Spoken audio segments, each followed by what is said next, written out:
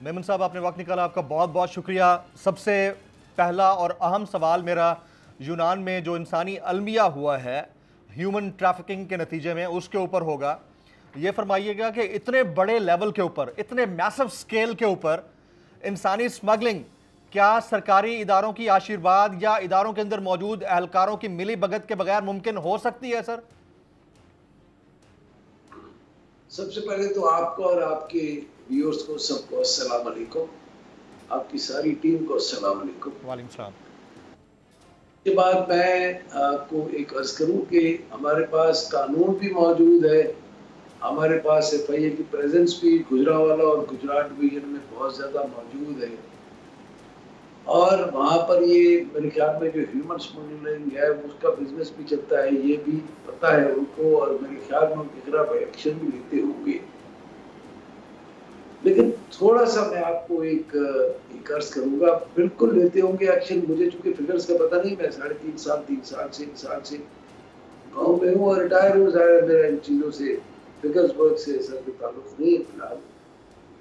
लेकिन हम लेते थे एक्शन और बिल्कुल उनके खिलाफ एक्शन होता था, उनको सजाएं भी होती थी।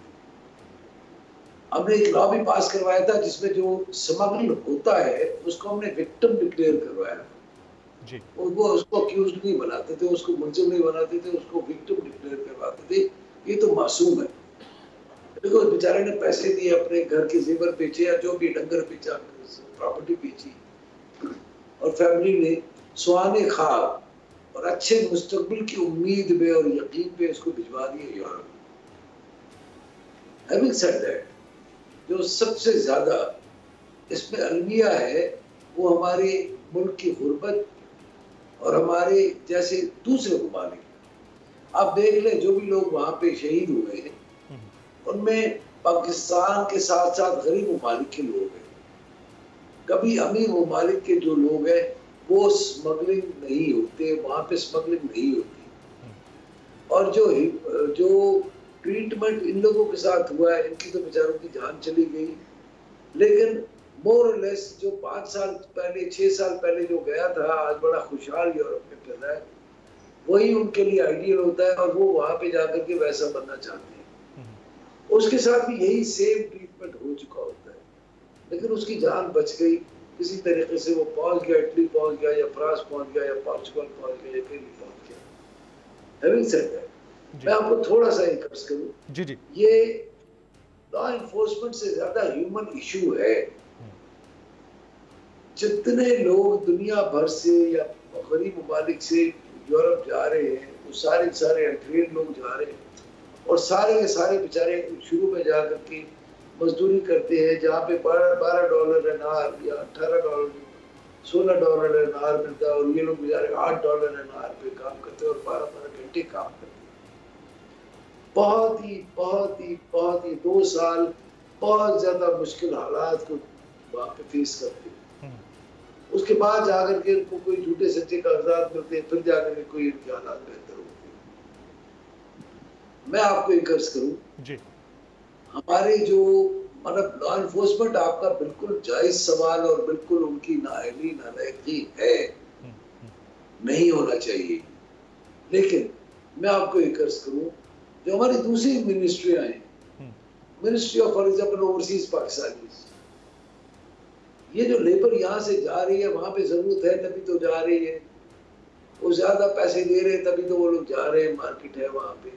हमारी ओवरसीज पाकिस्तानी की जो मिनिस्ट्री है वो क्यों नहीं ढूंढ सकती है नौकरियां और इन लोगों को इलीगली भिजवा देते हैं? Number 1। Number 2, trend man power.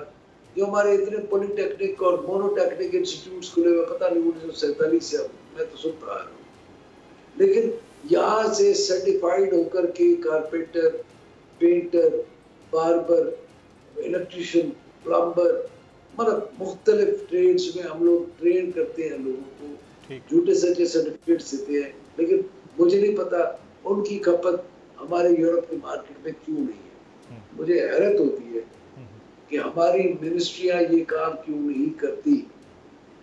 ये आज की बात नहीं है, हम फॉरेन से हुकूमत की बात करते हैं, नहीं।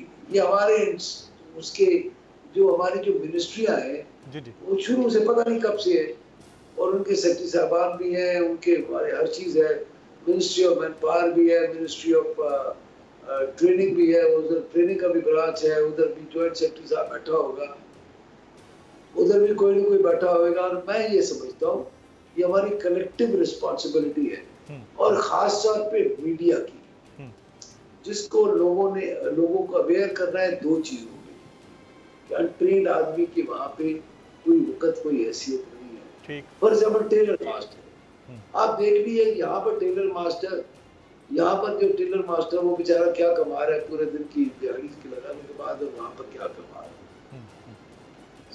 सिंपल बात है, हमारी इकोनॉमी की बात है, हमारी गुर्बत की बात है।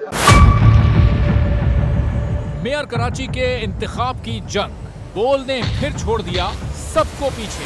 इस वक्त मुर्तजा वहाब मुंतखब हो गए हैं मेयर कराची, ये ऐलान कर दिया गया है बाकायदा तौर पर। सहाफती रिवायत रखी बरकरार, बोल ने दिखाई सबसे बड़ी ट्रांसमिशन। और ये था, मैंने आपको कहा नंबर गेम में जमात इस्लामी के पास नंबर पूरे नहीं है। लम्हा बलम्हा की सूरत हाल से किया बाखबर अवाम को।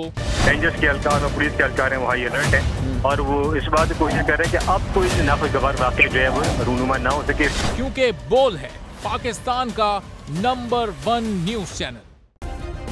सब्सक्राइब करें और बेल दबाएं ताकि कोई खबर रह न जाए।